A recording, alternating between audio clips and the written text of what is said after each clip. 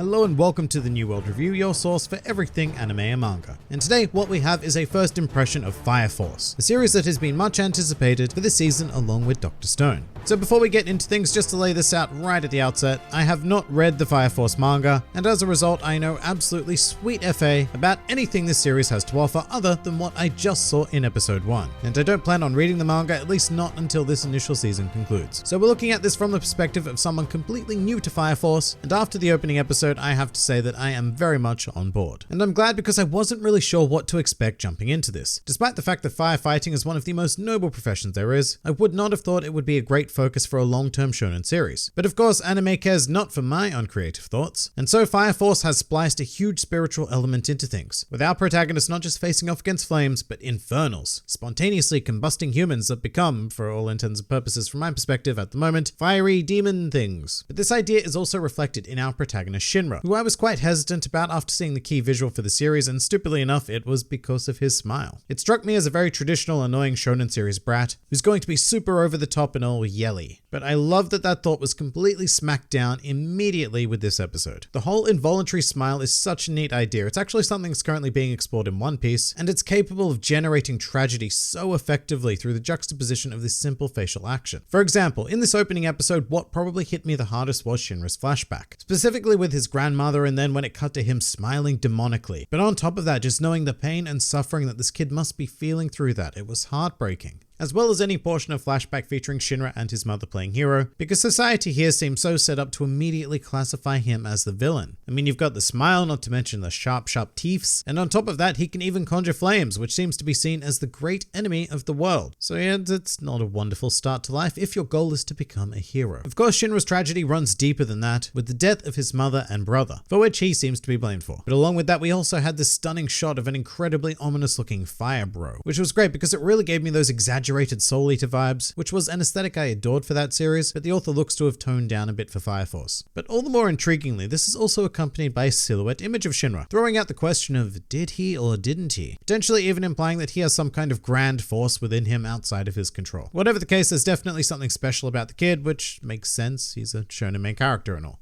As for the rest of the main cast, they're a bit more difficult to judge at this point in time, because it was a very Shinra-heavy episode, as it should have been. At the moment, my favorite is probably Akitaru, because he strikes me as a strong leader, despite the fact that he doesn't seem to have any special pyrokinetic abilities. There was also Takahisa, who has a serious stick up his ass, for which I imagine we're going to discover the reasoning behind, and he's like super intense size, and overall he's a pretty good balance to Akitaru's more laid-back nature. I will say that I'm not entirely convinced by his weapon of choice being the Uzi-like gun, and that's because despite their horrific power in reality, that is very rarely conveyed through animation or even film, and more often than not it just sounds like tick tick tick tick tick and never really has any effect. Plus it just doesn't look cool to hold. I mean, you've got this super amazing and serious character with a bulky frame due to the coat, holding this teeny tiny gun thing that you know isn't going to do any serious damage to whatever the big bad is. So if Takahisa is the firearms dude, then I'm hoping that he has other weapons of choice, and this was just a bad first outing with us. Plus, if I remember correctly, he's also a pyrokinetic, yeah? So I don't know, it just seems like a bit of a waste to have him wielding guns, but then again, what do I know? I'm just some schmuck who's only seen the first episode. Feel free to change my mind, anime.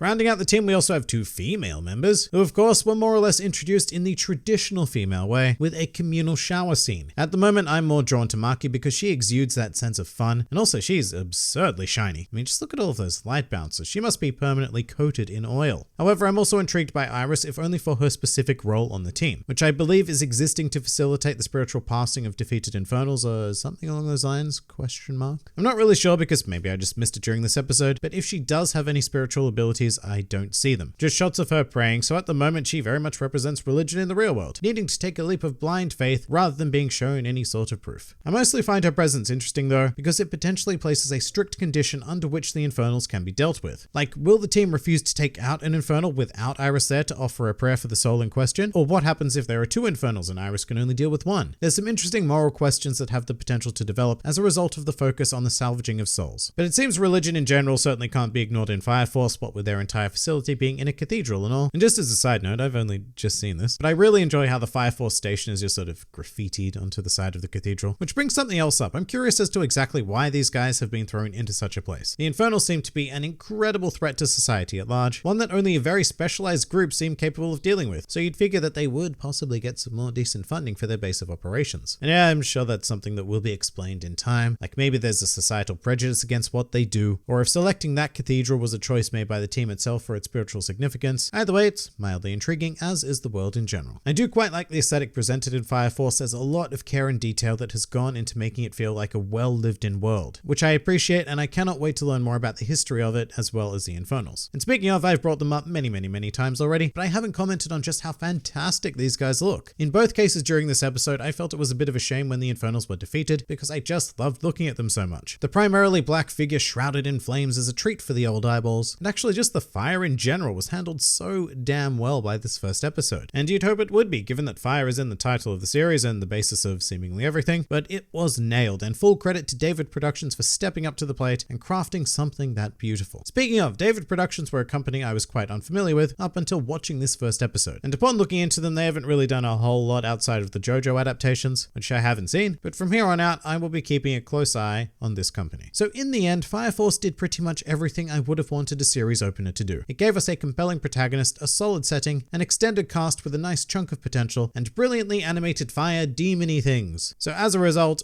I'm in. Hit me with everything you've got. But with that said, I'm still not sure if I'll be doing weekly reviews on it, so let me know if that's something that you would like to see. But that pretty much does it for my first impressions of Fire Force. If you enjoyed this video and the content this channel produces in general, then please do consider donating to the New World Review Patreon, because the support of all of you amazing people is what continues to make this channel possible. And if Patreon isn't quite your style, then please do leave this video a like, share, or subscribe, because it also helps support this channel an incredible amount. And if you'd like to join the fun at any time, then please do head over to my Discord server, where a wide array of shenaniganry takes place on a daily basis. And finally, please do comment with your thoughts on Fire Force. This has been the New World Review, and I'll see you next time.